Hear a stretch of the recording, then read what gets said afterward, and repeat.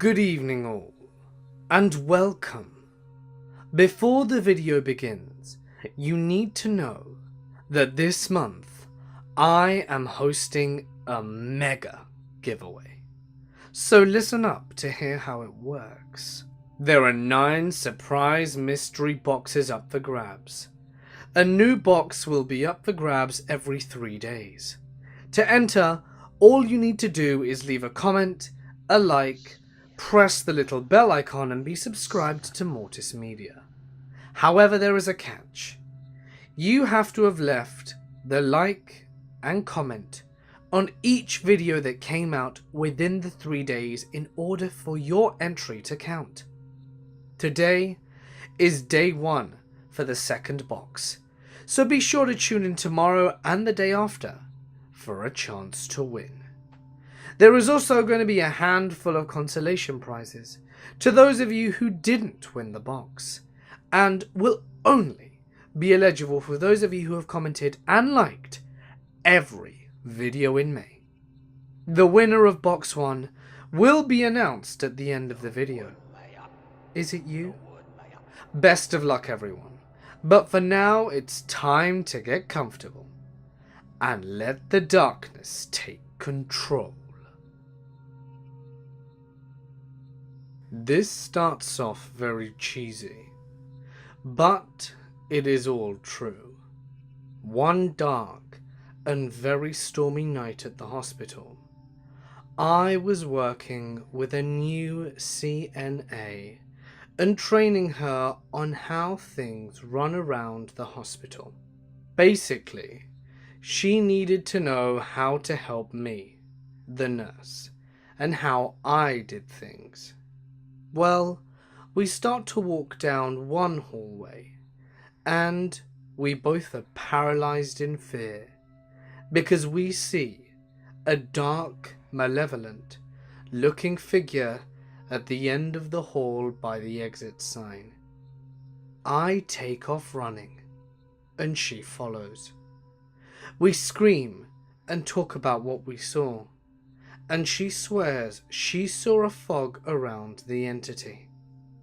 In the end, we chalk it up to late night shifts and too much coffee, and laughter ensues. Well, even though it's night time, no one sleeps in a hospital, so we are paged to go to a room and continue our rounds.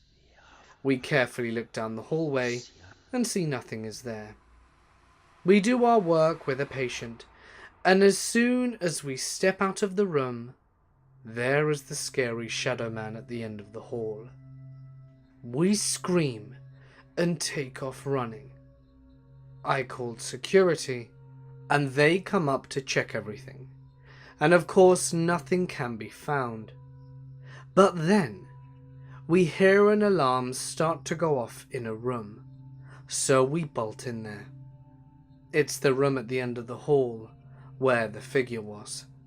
A doctor and another nurse had made it there before us, and the patient had died.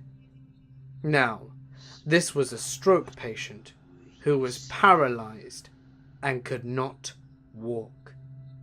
The weird part was her window was open, so the CNA and I started crying and explaining what had been happening.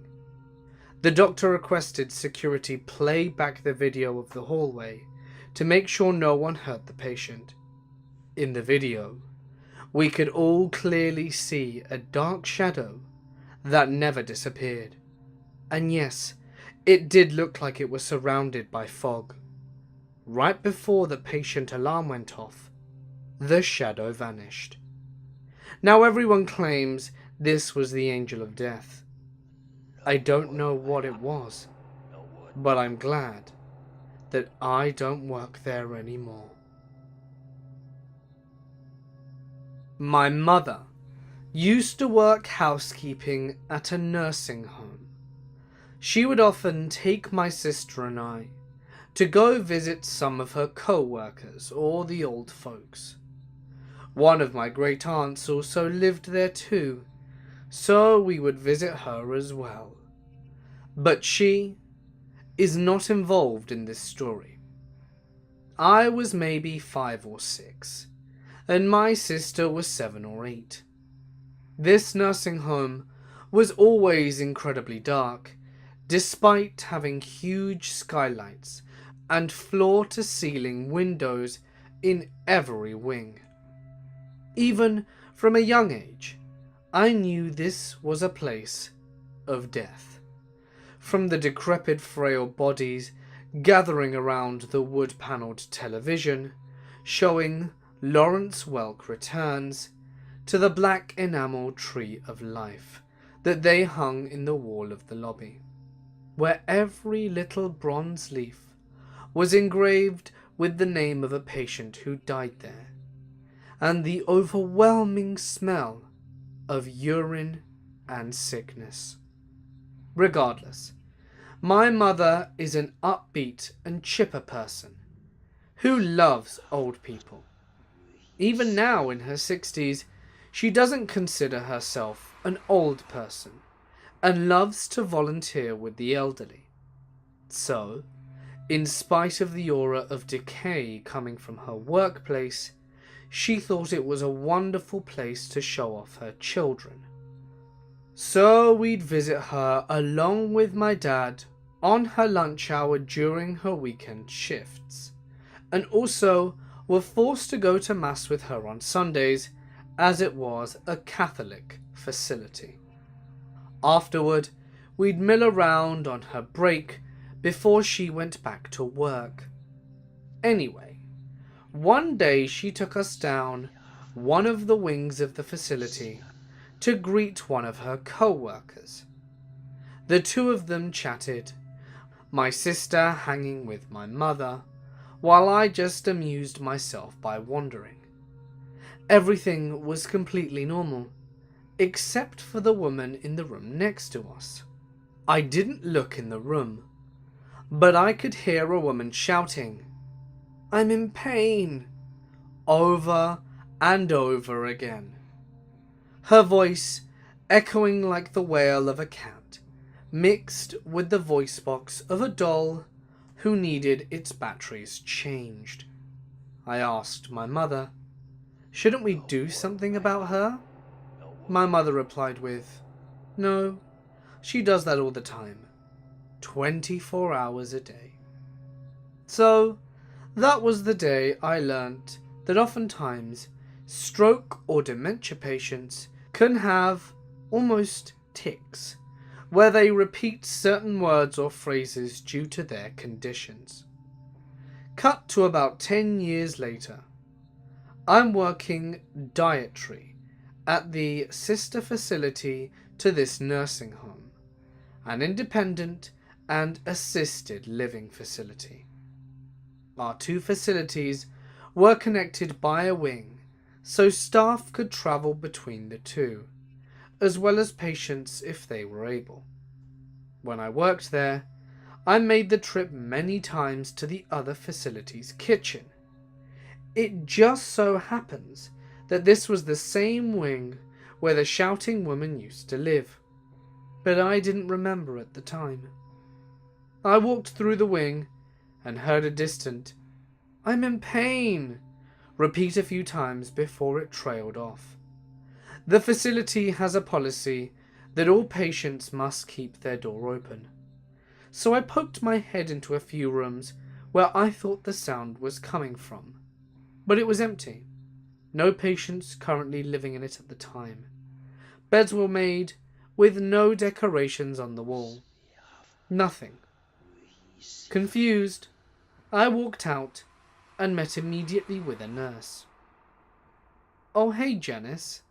I thought I heard someone shouting on this wing while I was walking to the kitchen." "You did," she replied.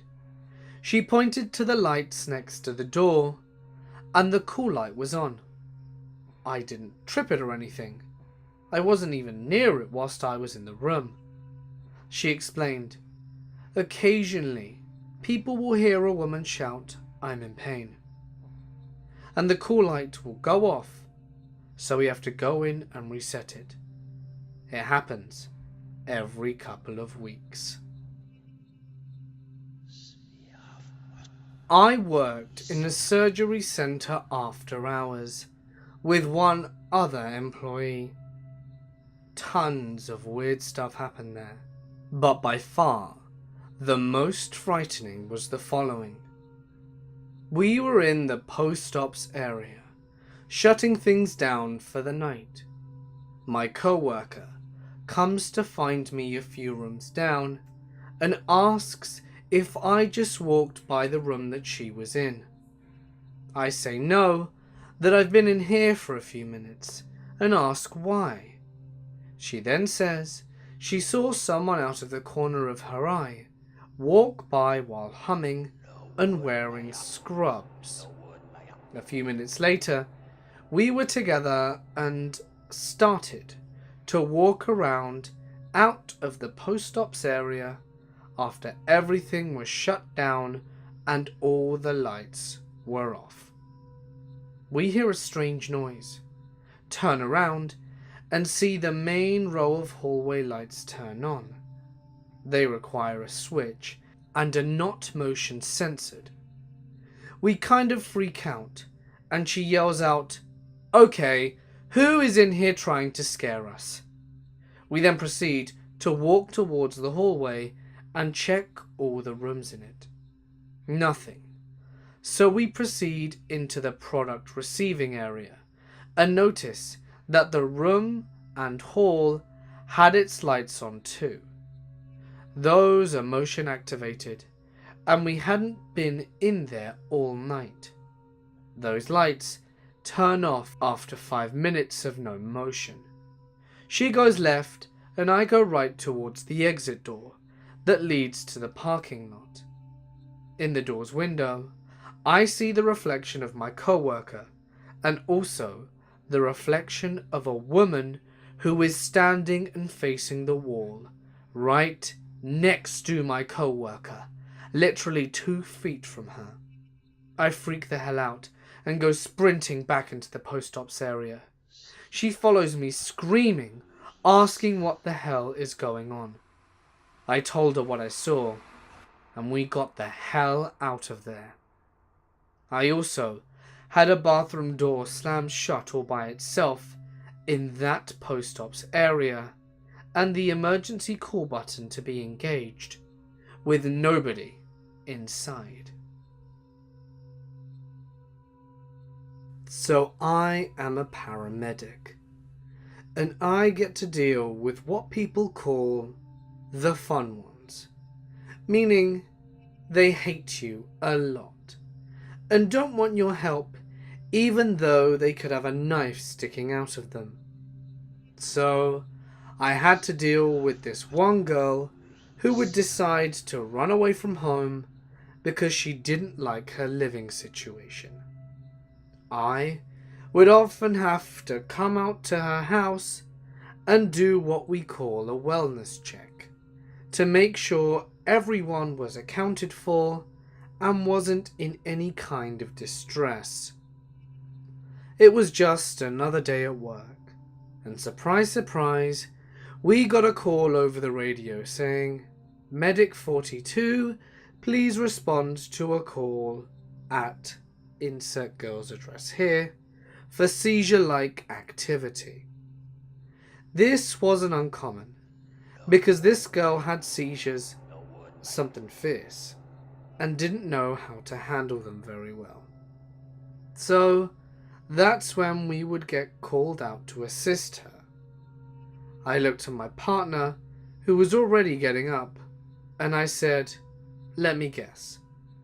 Oxygen support is when we give someone oxygen to help them depending on what kind of distress they are in."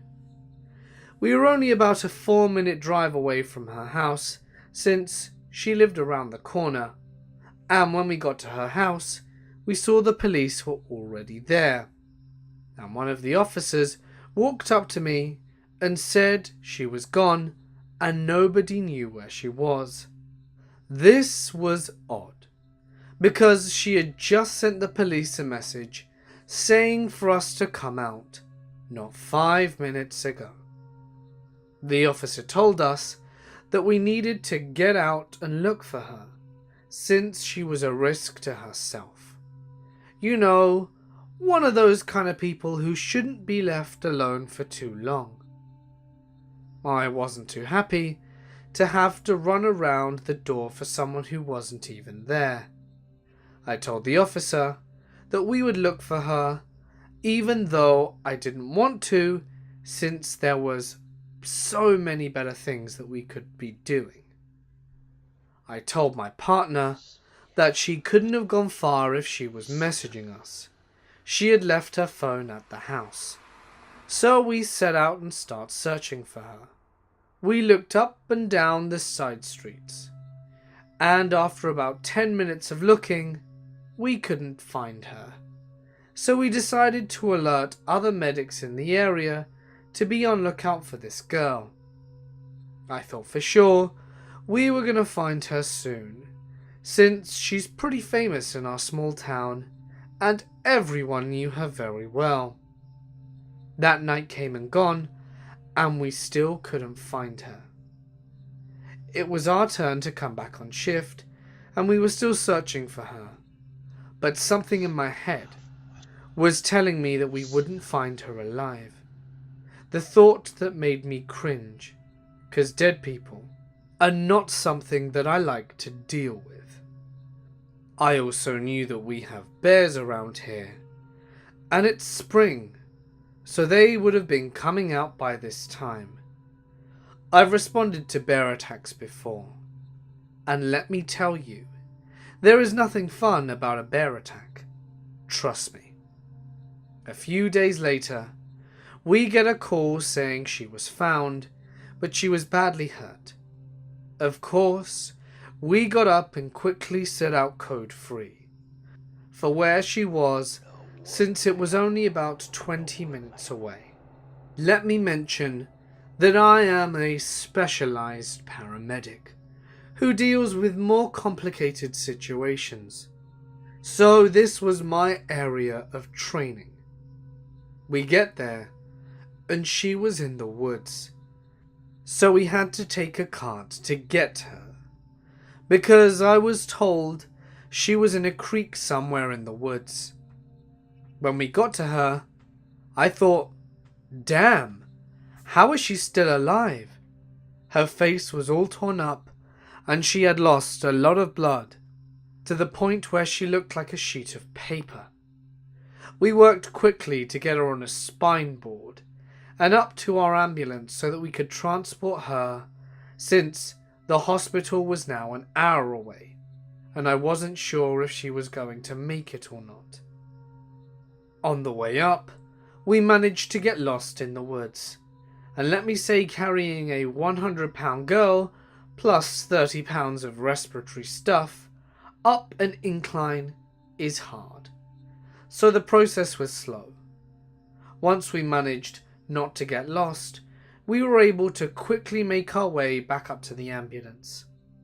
We set off to the hospital, and I told my partner that I needed him in the back to help me, since I needed to start an IV and keep her stable.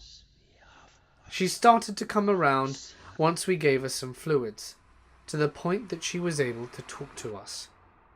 We had to push a lot of fluid into her since she was overheated, and it was about 80 degrees out in North Carolina. I started asking her if she knew her name, and did she know which year it was. She responded correctly to both of them. That's when I asked her what made her run away, and she came back with something I wasn't expecting. She said Topaz made her do it. She then began to explain to me what that was, and I looked at her the whole time like, okay, I'm just going to agree with whatever you say to make you happy. She begins to tell me that her Topaz made her run away from home and jump off a bridge into a creek to hopefully kill herself, so then she could be with her one true love, the devil. I just kept looking at her and wondering to myself, is this girl human? All of a sudden, she tries to grab me and throw me in the front. I hit my head on the side, and my partner, who was back with me, tried to restrain her. I got up and tried to help, but it was like she was magic, and no matter how much force we used to get her back on the stretchers, she was somehow stronger than both of us. We knew we had to be careful, because she was already hurt, and we didn't want to hurt her more. The struggle didn't last longer than about 30 seconds, but still it felt like hours, because she was physically hurting us with her punching. We arrived to the hospital, and I was so happy to get her out of our care, because she was kind of creeping my partner and I out.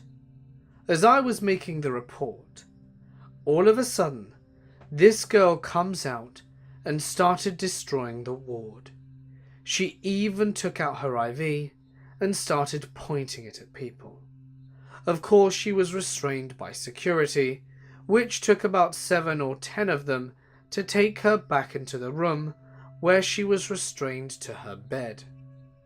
By this time, I was more than ready to get out of there and get back on the road to another call, because this girl was freaking me out a lot.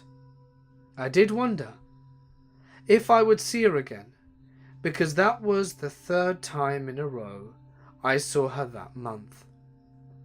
Of course, I got my answer 2 weeks later. I had just started my shift when I got a call saying to respond to her house. Of course, I didn't want to take it because she was the last thing I wanted to see again. We pulled up and there were no cars in the driveway, and the police were not there yet. I told my partner to get out stuff and be on alert for anything. I knew my partner and I could take her down if we had to.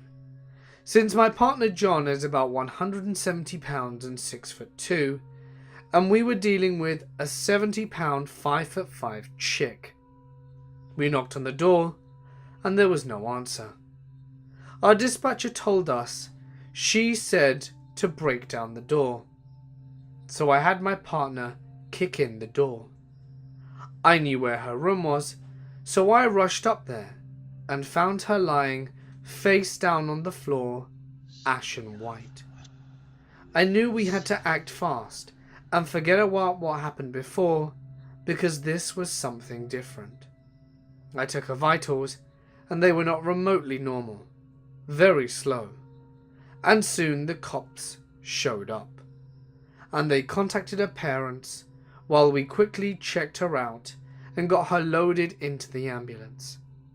I was still a bit scared because I didn't want a repeat of the last time, since I got hurt last time and had a dislocated jaw.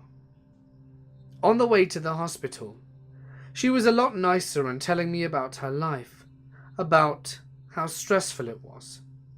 I decided to ask her what happened the other week and what made her want to hurt my partner and I. She looked at me like I was crazy and said that she didn't remember it at all. All she knew was 1 second she was at home and the next she was at the hospital. I thought to myself, okay, that's weird. And then she gives me a look of true murder on her face, and I ask if she's okay.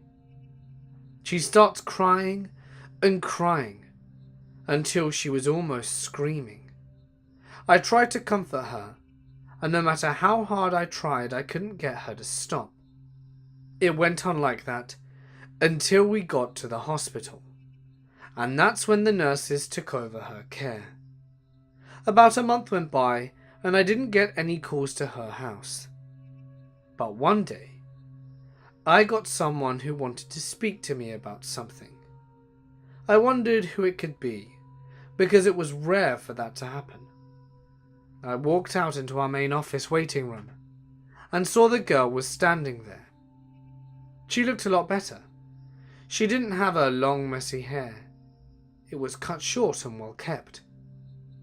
I asked her what I could do for her, and she told me she wanted to say sorry and thank me for helping her, even though she was so difficult. She went on to say she had a medical condition that made it where her brain swells and it will cause her to go dumb since things in her brain aren't working correctly. She started to cry, and I gave her a hug telling her it was okay and it was my job to take care of her. Now, when I get people who are mean to me, I think that maybe they have some medical issues unknown. So, I don't judge by the way they act. About 3 months go by, and I continue to work as normal. When it becomes time for bed, since sometimes we get to sleep, I have the night shift at this point because every other month I do the night shift from 7 PM to 6 AM. Around 5 AM, our dispatcher radios in and says there's a girl running around on the highway and we needed to come check her out, since police didn't know what to do other than to call us. My partner John and I, along with Medic 12, went with us because we didn't know what was going to happen. You never know with these kind of calls. We started out since it was only a mile away from where we pulled up, and I saw a girl who I noticed had gotten pepper sprayed and was crying on the curb with the cops surrounding her. Our ambulance has blue, red and white lights, a bit different from others, so when she saw them, the girl started freaking out and yelling not to let Andrea touch her. I wondered how she knew my name, and that's when I noticed it was that girl again. I said with a shocked face, "What are you doing here at this hour running in the middle of the highway?" She couldn't see me really, because of the pepper spray. It makes it so you can't see. I had the other medics flush her eyes so that it wouldn't hurt so much, and I tried to reason with her about going to the hospital, since I knew she would need something, taking into account her medical condition. I went on to learn that she was running away from home to kill herself, and had taken medication which made her do dumb things like this. I decided to get her to the hospital, stat due to her current condition. She thought she was in trouble, but I kept telling her she wasn't, and we were going to get the help she needed. We got to the hospital, and all the nurses looked at me like, "Really? You're bringing back this to us?" Note, the hospital here is awful and nobody really cares about you. They all care about the paychecks. She was admitted, and thank God, we went on our way. I really hope she got the help she needed, and that I don't see her again, for her own sake. I am a final year nurse student, with loads of messed up stories. So I started on my night shift, and a patient turned to me and stated that he was going to die tonight, and that I couldn't let the shadow people take him. He ended up dying that night with the light on, and you could see shadows dancing around his bed, when no one else could walk in that bay. The second story. I had a patient who needed to be tubed and taken up to ITU in the end. But a couple of hours before that, he had a delirious phase. He kept saying that his wife was watching him, and that there was something different about her, that she wasn't the same, and that he just wanted her to go away, and that he was going to visit her when he could get out of bed. At the same time, she was in the same hospital a floor below him, for a different reason. Turned out, she'd died 2 days before that, while he was in surgery. On my third occasion, I nursed a patient who had come back from surgery with a very distinct leg ulcer. They had tried to wash it out and do a skin graft, but it was too necrotic, and they were going to have to take his leg off the next day. Delicious. He was very confused overnight, but the next morning his wife came in, and he was a lot more with it. He told everyone that he just wanted to die, and that he didn't want any treatment. He said that he would die at 4:30 that afternoon, because he could then finally relax. We later found out that that was the time he used to get in from work and relax in front of the television. He died at 4:33 that afternoon. Cue family crying. And a couple of days later, I had to go down to the bowels of the hospital to collect some equipment from the gastro ward, when I saw that patient with the leg ulcer walking around.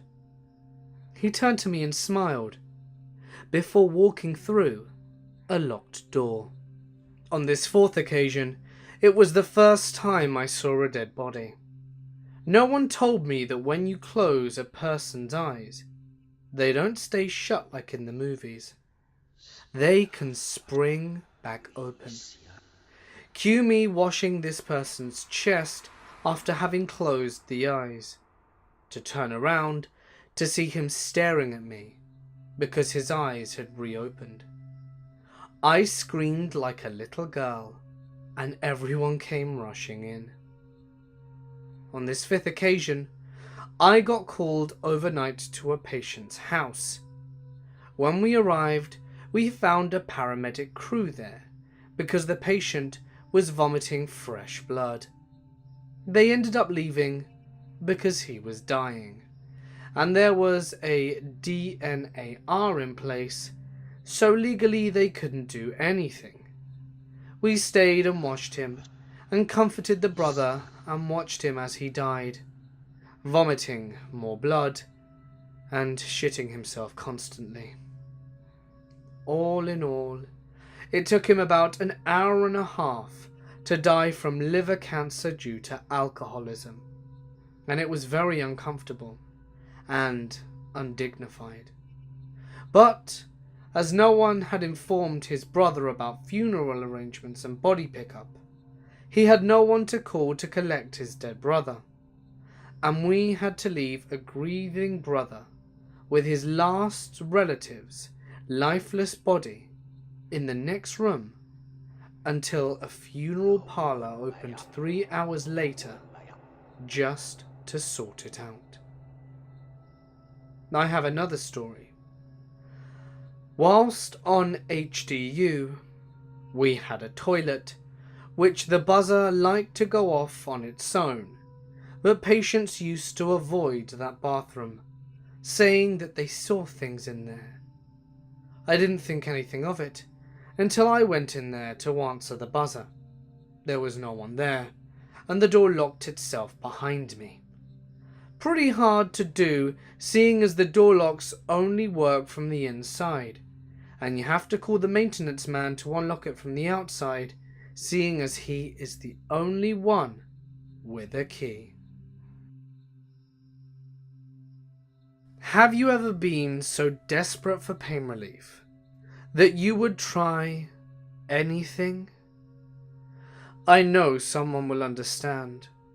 For the others, I cannot truly express the horrifying things that constant pain does to one's mental and physical ability.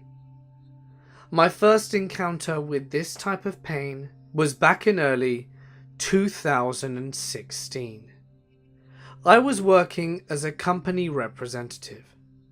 Basically, my job was to arrive at grocery stores, get samples of the brand products, and then stand at a little table to let people sample and encourage sales. I really enjoyed this job. It was easy, as I very much liked to have conversations, and it was almost natural to me. I had been very good at getting sales, being a decently attractive female with red-hot dyed hair got me just the right amount of attention. My job required hours of standing in one spot. It could get boring if the store was not getting much business. It was a day like this one where my story began. I had felt a lot of pain the day prior in my back. I thought it must have been the shoes I was wearing or something, and I spent the night trying to find a comfortable shoe in uniform guidelines, hoping it would ease. This day, it got worse. My back was hurting so badly, I still couldn't sit, and fought back tears for hours. I took pain medication when I had a chance, and it did nothing. I didn't even notice a change. I did my best blank face and smile to hide the fact that I was having this much trouble. When I got off work, I called my husband to take me to the emergency room, and this is where my years of physical horror truly began. Long story short, hours in the ER showed nothing wrong. I was sent home with narcotics and suggested to go to a pain center. My boss would not let me even try to work, as it was in my interest to figure out my back problems. It was hurting the bank account, as we were averaging $2,500 a month, and it was now $1,000 less. I was desperate to get an answer and help so that I could return to work. The doctors at the pain center told me the problem was the sciatic nerve being pinched, and I just had tennis arm on the other side. I really had no option but to believe that he was right, because he suggested the epidural injection into the sciatic nerve. For those of you who don't know, the sciatic nerve runs down from your back down to your foot on the left side of your body. If it's pinched, pain shoots up all the way down the left side of your body, and in some cases your arms and shoulders. Back nerves are a strange thing, as they are so close to the spine. I really wanted relief, but I could barely get around and would lay in bed all day, slightly high from pain drugs. I had to use the auto carts to get through a store and got dirty looks constantly, because a healthy looking 22-year-old with no visible injuries is doing that for funsies clearly. Anyway, I set up my appointment, and when my mum got there, I immediately started having very bad anxiety. The nurse was explaining how it's a 16 gauge needle and how long it is, how it will be put in.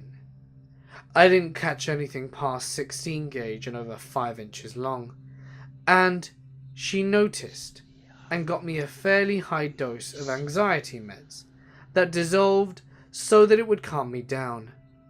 I told her I didn't want to see the needle and dreaded walking in. When they called me in, I almost fell over. When they called me in, I almost fell over when I stood. I was extremely high and drowsy. I didn't do much. I was still terrified.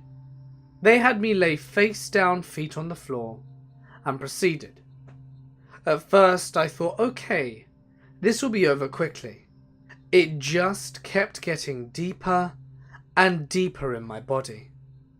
Then I was told something along the lines of, "This will make a sound, but don't worry, it's completely fine." Then I heard it. The most horrible crunch sound I've ever heard, and it was from the needle going through cartilage in my back. I was so disturbed. I tried to jump off the table screaming, which resulted in lots of them screaming, "No, no, no," and then my body being slammed down. The doctor somehow kept the needle from shifting. If it had, I could very well have been paralyzed. I just laid there shaking with tears falling silently from my eyes as I heard the horrible crunch again. The doctor almost had it and told the nurse to double the anxiety meds next time. Then I felt the horrible pain of the nerve being hit by the needle and the freezing cold of the medication all the way down to my feet. Then the pain was almost gone, and all I could feel was the long piercing through my lower back. They told me to be calm about it. People get these on their lunch breaks. It's no big deal. But that was no comfort to me. I was haunted by that sound. I've had nightmares for weeks, and I still shudder when my mind tries to remember it. The good news, I've never had to go through that again. The bad news, it wasn't the nerve that was the problem. It was the first manifestation of fibromyalgia. It's much worse now, and I'm pretty sure most people with this much pain would think that they are dying. I don't remember the feeling of not having pain, and I really don't know how I'm alive with this much pain. All I know is I now have an almost PTSD response to any type of needle. Luckily, nothing that large has been needed for my treatment. If you ever get to the point of being so desperate and your doctor rushes to a conclusion ignoring your questions, please get a second opinion. This event made a slowly developing condition down spiral very quickly.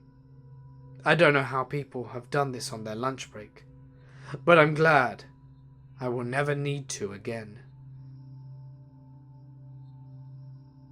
There was an old woman in her 70s. When I first saw her in 1985, she was a chronic schizophrenic by all criteria. The consultant who trained my consultant was a resident in psychiatry, as she was admitted the first time. 1943, that is.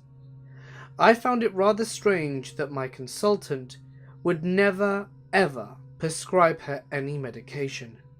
Instead, would treat her as a guest visit whenever she dropped in to have a chat with her friend. My consultant was due to retire, and during one of his last days, I summoned the courage to ask about the old woman. He said, "She fulfills every requirement that warrants the diagnosis, yet my consultant never ever attempted to admit her or treat her, nor did I.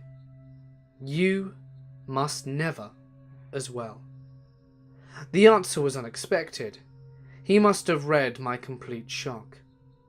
He took out an old worn file from his cabinet and asked me to read. Pages were yellow and the ink was fading, but the dates and notes were legible. 1943. His consultant had broken the rule, secured a patient's file and kept it with him. Then he handed that file and the patient to his student, who was, incidentally, my consultant. As I read, I knew the reason. Back in 1943, whilst in a mental asylum, she had predicted the demise of the Nazis, usage of nuclear bombs, and half of Europe falling under atheist communists, freedom for colonies in Asia and Africa, and the note said that she had systematized delusions and auditory hallucinations that she held to be true and the voice of God. I never saw her after my consultant went into retirement. However, if ever there were a few enigmas that I encountered, she would be the biggest of them all. I used to work the 7 p.m. to 7 a.m. shift as a nursing assistant. This was about 15 years ago. I worked the surgical floor, so most patients were pre/post-op, but they would send up overflow from time to time. So we did have a death on occasion. Hospitals are generally well staffed at night, so I didn't spend a ton of time alone. But as an assistant, things like bathing people and changing beds were part of my job. One night, I was giving a patient a bath. He was elderly and barely there in all senses, when I heard knocking. I checked the door and no one was around, so I shrugged it off and went back to work. Again, knocking, but it didn't sound like the door. The third time, I realized it was coming from the window. At first, it confused me, so I just opened up the blinds, thinking maybe some kids were running around playing a joke. There were apartments nearby, and kids are weird. When I opened the blinds, I suddenly remembered that we were on the second floor overlooking the parking lot. This sent chills down my spine, and I wanted to see if there was any movement or reasonable explanation. When nothing presented itself, I just freaked out internally. I tried rushing through the rest of the bed bath, hoping it was over, when the knocking happened again. This time I didn't look out. I finished up, grabbed my stuff and got out of there. He ended up passing away a few hours later. I told a few co-workers and they didn't seem surprised, and just kinda said that weird stuff like that happens all the time, and that I just have to get used to it. When I first qualified as a nurse about 7 years ago, my first job was working in the operating theatre of a large old hospital. I was doing a run of night shifts, and there we ran just one emergency theatre overnight, and you would often be able to have long breaks to get some sleep. The department had a large basement full of winding corridors and rooms where we kept the endless equipment needed for all the surgeries. There was also a very large staff room in the basement, full of comfortable couches. It was my last shift, and I was feeling a bit tired, so I headed down there for my break. I don't usually sleep on nights, so this was the first time in there at night. All the other nurses said that they were going to stay on the main floor and sleep in the recovery room, which I thought was odd. I settled down, but couldn't sleep, as usual. So I was texting the girl I was seeing at the time, facing the back of the couch, when I suddenly felt a very angry slap on the back. I screamed out loud, because I didn't think anyone was in there in the room with me. I jumped up, slammed on the light, and it was empty. I grabbed my stuff and ran out the room, through the winding dark corridors, up the stairs, and out into the sanctuary of the recovery room. I must have looked as white as a sheet. Someone asked if I was okay, and I said what happened, and swore it was true. There was no way I was asleep. An older nurse smiles and said, "You met him, didn't you?" She explains how years ago, a not very nice man who did the inventory had a heart attack and passed away down there, alone in the staff room. Ever since then, people kept experiencing angry events, like the sensations of being smothered, pushed or slapped, if lying down there at night. That was why most staff didn't sleep down there at night. I never went back there in the staff room for the entire time I worked there. unless it was in a day with a colleague. I used to work as a wound care technician, meaning I assisted with semi-sterile surgical debridements, applied negative pressure wound therapy, otherwise known as wound vacs, and helped apply wound dressing, assisted in other surgical procedures, and educated patients on how to help heal in their advanced wound care. In 3 years, I came across plenty of colourful characters. A woman who had severely infected toes because she was injecting them with heroin. A wheelchair-bound man with a severely undermining stage 4. A wheelchair-bound man with a severely undermining stage 4 pressure ulcer who stopped coming to his appointments because he was non-compliant with the doctor's suggestions, and one very other interesting fellow. This story is about Jake. Jake used to be a full-time truck driver. One night, according to him, he got out of his rig at a truck stop and fell straight into a huge pothole, snapping a couple of his vertebrae. He had back surgery to fix the fractures, which ended his career and put him in a wheelchair after a post-surgical infection. This then led to wounds on his lower legs that he no longer felt, leading to bilateral amputations of his lower legs.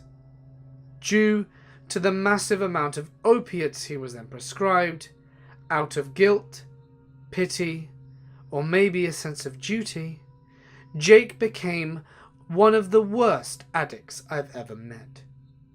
Over a span of 2 years, we admitted him to long-term acute care hospitals, one after another, trying to heal the progressively growing wound to his hips, sacrum, and buttocks. At each one, he was kicked out for using more than his prescribed medication. When I first qualified as a nurse about 7 years ago, my first job was working in the operating theatre of a large old hospital. I was doing a run of night shifts, and there we ran just one emergency theatre overnight, and you would often be able to have long breaks to get some sleep. The department had a large basement full of winding corridors and rooms where we kept the endless equipment needed for all the surgeries. There was also a very large staff room in the basement, full of comfortable couches. It was my last shift, and I was feeling a bit tired, so I headed down there for my break. I don't usually sleep on nights, so this was the first time in there at night. All the other nurses said that they were going to stay on the main floor and sleep in the recovery room, which I thought was odd. I settled down, but couldn't sleep, as usual. So I was texting the girl I was seeing at the time, facing the back of the couch, when I suddenly felt a very angry slap on the back. I screamed out loud, because I didn't think anyone was in there in the room with me. I jumped up, slammed on the light, and it was empty. I grabbed my stuff and ran out the room, through the winding dark corridors, up the stairs, and out into the sanctuary of the recovery room. I must have looked as white as a sheet. Someone asked if I was okay, and I said what happened, and swore it was true. There was no way I was asleep. An older nurse smiles and said, "You met him, didn't you?" She explains how years ago, a not very nice man who did the inventory had a heart attack and passed away down there, alone in the staff room. Ever since then, people kept experiencing angry events like the sensations of being smothered, pushed or slapped if lying down there at night. That was why most staff didn't sleep down there at night. I never went back there in the staff room for the entire time I worked there, unless it was in a day with a colleague. Injecting opiates straight into his IV, and just being totally non-compliant. Being an outpatient clinic, we were loath to refuse care to anyone who needed it. So over and over again, we would wound vac, put dressings on him with silver or honey, and the damned kitchen sink too on this man's ever-growing need and deepening wounds. One of the very last times I saw him was the first time I smelled rotting flesh. His entire backside was rotting. I have a strong stomach. In fact, this guy's wounds made me gag. We ended up sending him to the ER. Jake got a full surgical debridement under anesthesia. When he returned to outpatient care, his entire hip joints, sacrum, and the bottom of his pelvis were open to the air. I literally could see his femoral artery pulse as we lay there while dressing his wounds. I mean, wound. One big wound. I left that job not too much later for unrelated reasons, and I heard that Jake died. Through sepsis or an overdose. But what I do know is what a corpse that had been sitting in a wheelchair for weeks smells like. It's just something you'll never forget. Jake had a living girlfriend that brought him to his appointments. We never met her. I always wanted to ask her questions like, "Don't you smell that?" And "Just how big of a piece of shit are you?" Or, the one I really wanted to know, how big was the life insurance policy that you are sole beneficiary of? It must be pretty damn big to watch your boyfriend rot away in his chair without saying a word about it. Hey guys, it's Mort here, and thank you so much for listening. And now, for the moment you've all been waiting for, the winner of the first mystery box is No Wasted Words. Congratulations. Please email me in order to claim your prize, and the information is in the description. To everyone else though, make sure you don't forget to drop that like and leave a comment to get your entry into the new wave of the competition. And hit the subscribe button and little bell icon to be up to date with everything I post. Today was the start of the new box, so good luck everyone. If you would like me to read your story on my channel, feel free to send it to my email or share it to my Reddit, which of course can be found in the description.